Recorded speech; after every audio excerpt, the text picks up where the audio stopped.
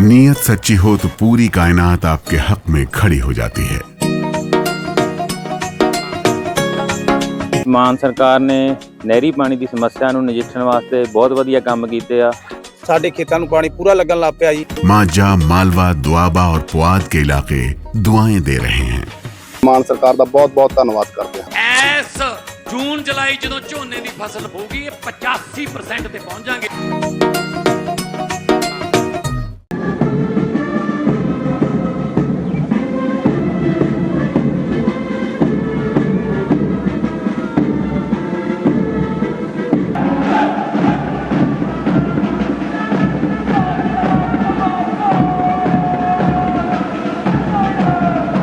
आज भारत की कूटनीति के लिए एक बहुत और बड़ा ऐतिहासिक दिन है। राजधानी दिल्ली के रायसीना हिल से जो तस्वीरें सामने आ रही है वो पूरी दुनिया को एक बड़ा संदेश दे रही है।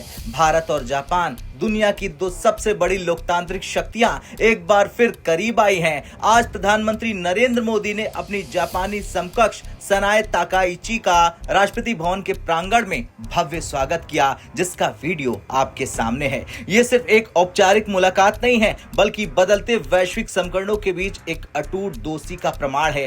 आज के इस वीडियो में हम आपको इस दौरे की हर छोटी बड़ी जानकारी देंगे और बताएंगे आखिर मुलाकात चीन से लेकर अमेरिका तक क्यों चर्चा का विषय बनी हुई है।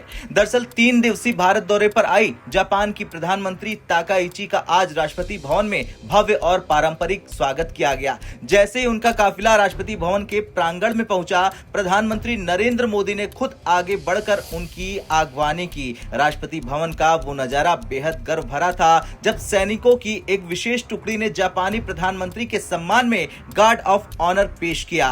सैनिकों के कदम ताल और बैंड की मधुर धुन ने वातावरण को और भी खास बना दिया। औपचारिक स्वागत के दौरान भारतीय सेना के बैंड ने दोनों देशों के मैत्री संबंधों को दर्शाते हुए शानदार संगीत की प्रस्तुति दी। इसके बाद प्रधानमंत्री नरेंद्र मोदी ने पीएम ताकाइची का परिचय भारतीय डेलीगेशन से कराया और फिर जापानी शिष्टमंडल से भी मुलाकात की। दोनों नेताओं के चेहरे पर मुस्कान और आपसी सम्मान ये बता रहा था कि भारत जापान के रिश्ते अब कितने गहरे हैं। भारत पहुंचने से पहले ही जापानी प्रधानमंत्री ने इस दौरे को लेकर जाहिर की थी। उन्होंने इस यात्रा को अत्यंत महत्वपूर्ण करार दिया और ताकाइची का मानना है कि आज की दुनिया में जहां अंतर्राष्ट्रीय अनिश्चितताएं बढ़ रही हैं, वहां भारत के साथ सहयोग की अहमियत और ज्यादा बढ़ गई है। उन्होंने स्पष्ट कहा कि भारत और जापान के साझा मूल्य जैसे लोकतांत्रिक कानून का शासन और मानवाधिकार दोनों देशों को एक सूत्र में पिरोते हैं। उनके अनुसार ये दौरा रणनीतिक हितों को ध्यान में रखते हुए सहयोग को एक नई दिशा देने का सबसे सही अवसर है।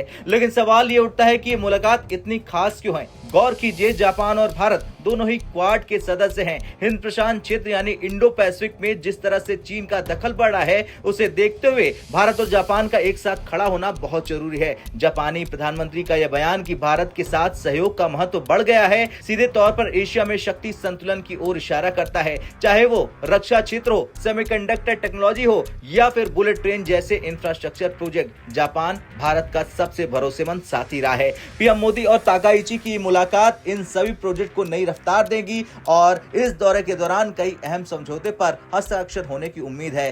भारत जहां अपनी अर्थव्यवस्था को $5 ट्रिलियन बनाने की ओर अग्रसर है, वहीं जापान की तकनीक और निवेश इसमें उत्प्रेरक का काम कर सकते हैं। ग्रीन हाइड्रोजन से लेकर साइबर सुरक्षा तक दोनों देश एक नए भविष्य की नींव रख रहे हैं। खैर, राष्ट्रपति भवन की ये तस्वीरें, ये वीडियो केवल दो नेताओं की मुलाकात नहीं है बल्कि ये एक ग्लोबल पार्टनरशिप की झलक है। पीएम मोदी की दूरदर्शिता और जापानी नेतृत्व का भरोसा मिलकर इस क्षेत्र में शांति और समृद्धि का एक नया अध्याय लिखेंगे। अब आपसे सवाल, आपको क्या लगता है, क्या भारत और जापान का ये बढ़ता तालमेल एशिया में चीन के बढ़ते प्रभाव को रोकने में सफल होगा? हाँ या ना में कमेंट कर अपनी राय जरूर दें। जय हिंद।